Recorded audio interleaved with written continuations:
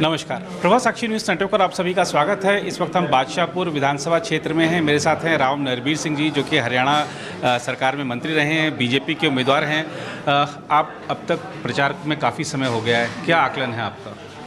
आकलन ये है कि लोगों से मन से लग रहा है, लोगों की हाजिरी से लग रहा है कि लोग भाजपा की सरकार बना रहे हैं जी, और मैं चुनाव जीत रहा हूँ जी। और आपके तो आवास पर भी इतना पूरा भीड़ लगी हुई है, जितना लोगों को नहीं, ये तो तकरीबन आधी सी तो हमेशा रहती है 5 साल तक। अच्छा, लोग आते हैं यहाँ, चाय पीते हैं, खाना भी खाते हैं, हुक्का पीते हैं, तो बैठे रहते हैं। वो कमी, लोगों की कमी कभी नहीं। अब चुनाव में थोड़ी ज़्यादा आदमी आते हैं जी, तो हमारे तो 5 साल की सेवा है, ये एक दिन का चुनाव परिणाम नहीं है या कि लोग आ रहे हैं जी, सदियों से।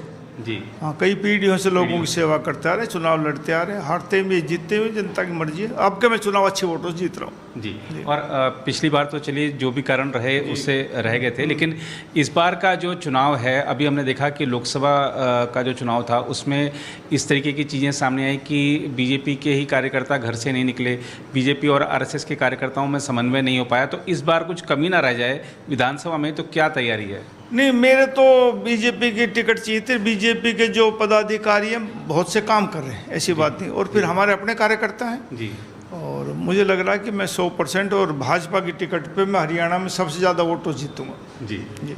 जी।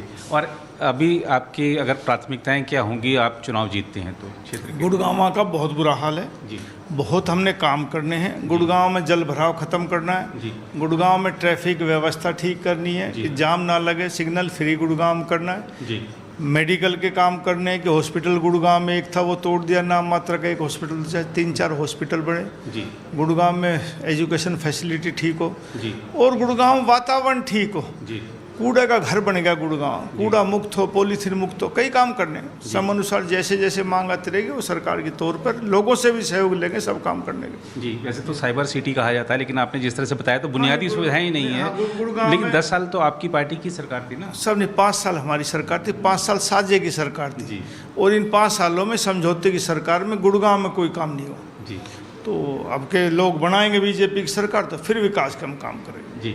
और आज अमित शाह जी भी हैं रेवाड़ी में, उन्होंने अपनी जनसभा में साफ कहा है कि जो कांग्रेस है ख़ासतौर पर वो सेना का सम्मान नहीं करती है, और आपका जो क्षेत्र है इससे बड़ी संख्या में यहाँ से लोग सेना में जाते हैं।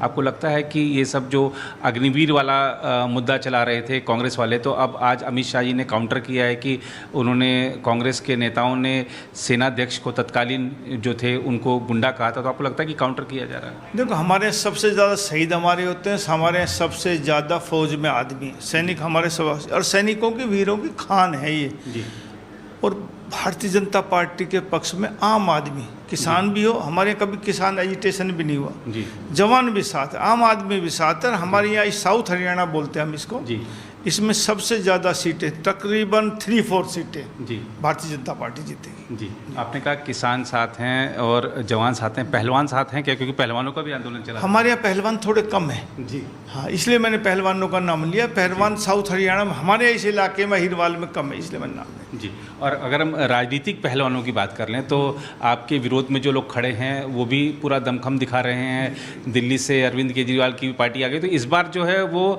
कई कोणीय मुकाबला है, तो कैसे देखते हैं इस लड़ाई? देखिए, सभी प्रजातंत्र में हर आदमी को अधिकार वोट मांगने का। सभी राजनीतिक दल अपना अपना चुनाव प्रचार करते हैं जी, और कोई भी प्रचार ये करेगा कि मेरे को वोट नहीं मिली तो फिर वो चुनाव क्यों लड़ रहे जी। हैं। इसलिए 8 तारीख तक हर प्रत्याशी और हर पार्टी चुनाव जीत रही है, सरकार बना रही है। जी, नतीजा तो 8 तारीख को आएगा, जी। लेकिन मैं ये कह सकता हूँ दावे के साथ कि मैं चुनाव अच्छी वोटों से जीत रहा हूँ। जी। आप अच्छे वोटों से जीत रहे हैं और आपके परिवार का इतिहास भी बहुत पुराना है इस क्षेत्र के लिए। मुख्यमंत्री पद का जो उम्मीदवार है आपने घोषित कर रखा है, लेकिन एक समय आपको भी सीएम कैंडिडेट के तौर पर देखा जाता था। तो इस चुनाव में आप क्या अपने आप को भी सीएम कैंडिडेट के तौर पर देख रहे हैं? क्योंकि हम देखें राव इंद्रजीत सिंह जी ने भी अपना नाम ले दिया है और भी अनिल विज जी भी ले रहे हैं, तो आपका अपना बारे में क्या कहना है? नहीं, ये कभी व्यक्ति खुद नहीं बन सकता। जी, राष्ट्रीय पार्टियां जब चुनाव जीतती हैं तो राष्ट्रीय पार्टी नेतृत्व फैसला करता है, और जी। मेरे मन में जरा भी शंका नहीं कि मुझे बनाएंगे। जी, भारतीय जनता पार्टी अपने कैडर बेस आदमी को ही मुख्यमंत्री बनाएगी। जी, मैं कैडर बेस भाजपा का नहीं हूँ, जी, मैं दूसरे दल से आया हुआ हूँ। जी। 2011 मैंने भाजपा शामिल करी, इसलिए जी। मेरे मन में जरा सा भी वहम नहीं कि मैं मुख्यमंत्री मुझे पार्टी बनाएगी या मुझे बनना चाहिए। जी हाँ तो आपने कहा कि दूसरे कैडर से आए हैं, तो लेकिन बीजेपी कार्यकर्ताओं का, स्थानीय नेताओं का, संगठन का आपको पूरा समर्थन सहयोग मिल रहा है?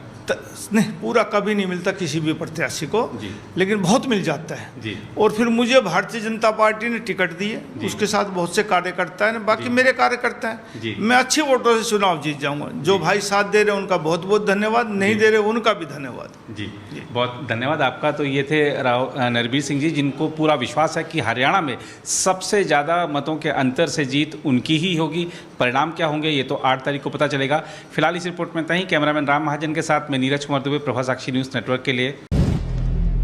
अगर आप भी लेना चाहते हैं देश दुनिया की तमाम जानकारी तो आज ही सब्सक्राइब करें हमारे चैनल को।